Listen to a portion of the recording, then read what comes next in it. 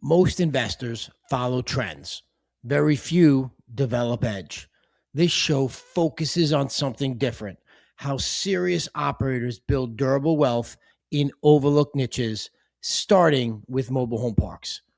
We'll break down the strategy, underwriting, discipline, talk about the roadblocks, and the operational execution that'll make your capital aligned with long term returns. This isn't about chasing deals. It's about thinking like an allocator and executing like an operator. This is the Mobile Home Park Exchange. I'm almost forced to use the words, I'm a mobile home park investor, or I buy trailer parks, because that's what's stuck in everybody's mind. That's what everybody knows. And I looked about changing that name around, manufactured housing community, and nobody searches that. So when I speak to people and they ask me what I do, I have to say I invest in mobile home parks. Even institutions talk about MHP exposure. But if you're buying a mobile home park to run a mobile home park, you've already lost.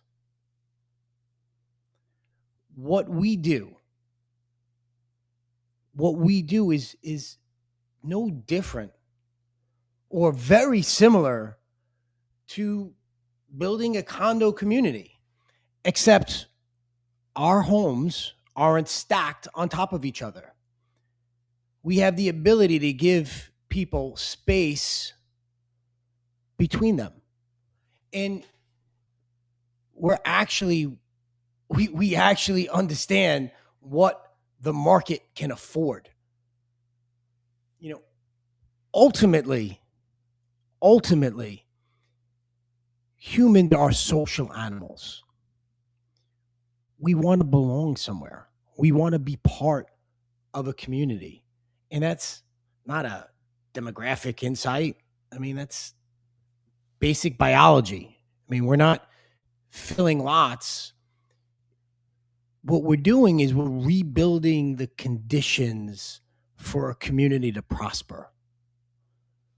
What we're doing is we're investing to reposition, to redevelop, to restructure a community and provide affordable housing, workforce housing.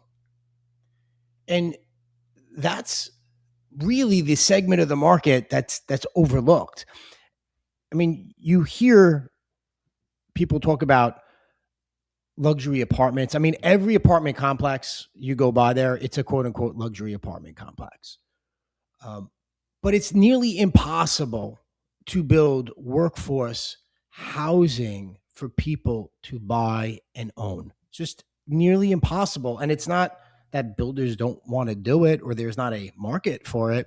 It's the cost of construction and materials of doing traditional site-built homes makes it unaffordable for some on the economic stratus, right? The lower economic working middle class, it becomes unaffordable. The median house price across this country is $440,000. With rates where they are right now, that payment makes it very challenging for people, and it gets individuals stuck in a rent mentality or a rent society. And we've slowly become a society where we don't own things. And you have people saying you don't want to own, you want to rent. I mean, think about the music industry. You don't even own your music. You stream it, right? You rent it. You don't own your CDs. You don't own an album anymore. You know, it's all part of a platform that you're paying for on a monthly basis. And the moment you stop paying, it's no longer there. And we're doing the same injustice in housing. So when we talk about affordable workforce housing and we talk about providing unsubsidized housing for that working class, ultimately it leads you to manufactured housing and manufactured housing communities, which has been stigmatized with the mobile home park connotation that was built 40 and 50 years ago. And so here's the stigma that we end up having in the press as operators. Here, there's an affordable housing. People moved into these quote unquote mobile home parks because it was cheap, because it was affordable. And now in the past decade, rents have gone up. Okay. They've gone up everywhere. The cost of living in the past decade has gone up across the board. So if I go to the same restaurant, if I went to go get a slice of pizza 10 years ago to now, the price is different. Rents have gone up. If I was renting an apartment, the cost of housing has gone up. Right? The cost of milk, the cost of eggs, the cost of gas, it's all gone up. But it's gone up. But also what's gone up is the cost of professional management. Also, what's gone up is the cost of infrastructure improvements and the cost of quality to ensure that you're building a community or repositioning a community that has quality amenities, that's providing value for the residents. You cannot do that right now and have lot rents at $250 a month or $275 a month, not when the cost of everything else has gone up. So yes, rents have gone up. But if the value has been there, it's hand in hand. And yes, you could probably find more affordable options by some independent owners in some secondary and tertiary markets. But then you're living in some substandard conditions. Maybe the housing stock isn't so nice. Maybe there's some issues there in the community that you'd have to deal with. So if you're going to make a real investment to turn those mobile home parks around and to build a community that people are going to be proud to be part of, that's going to require capital. And that capital comes at a cost. And that's going to drive some of those rent raises. So if you want affordable housing with professional management and modern infrastructure, then somebody has to pay for it. And we have to make sure that it's not just the resident, that they're also getting that quality. But that quality does come at a cost and the value that's being pulled out of there.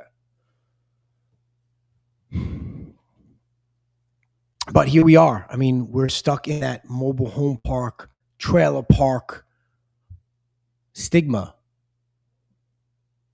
But I don't buy mobile home parks. When I step into one of these communities, I'm looking to the future. I'm not saying I have the answers for workforce housing or know exactly how we could address every single issue there. But what I do know is that we will continue to want to live in communities. Humans will continue to want to live by people and feel like they're part of something bigger and greater than themselves, and have that sense of belonging. So having those communities built, the infrastructure set for the next 40 or 50 years is such a key component to it. So I don't buy mobile home parks. I invest in the future. I invest in the future of affordable housing, providing solutions for people who are in the workforce, who are looking for unsubsidized options, the opportunity to own, the opportunity to build, and to be part of a community that they'll be proud of. Not a community that's been written off, not a community that the city or the town wants to go away or thinks that their never-do-wells live there. A community that they're going to be proud to raise a family in, that they're going to love where they live, and they're going to want to showcase it to their friends, relatives, neighbors, coworkers. And I'm doing that to be part of a market that is just underserved, that is not getting built for. That's what we're doing.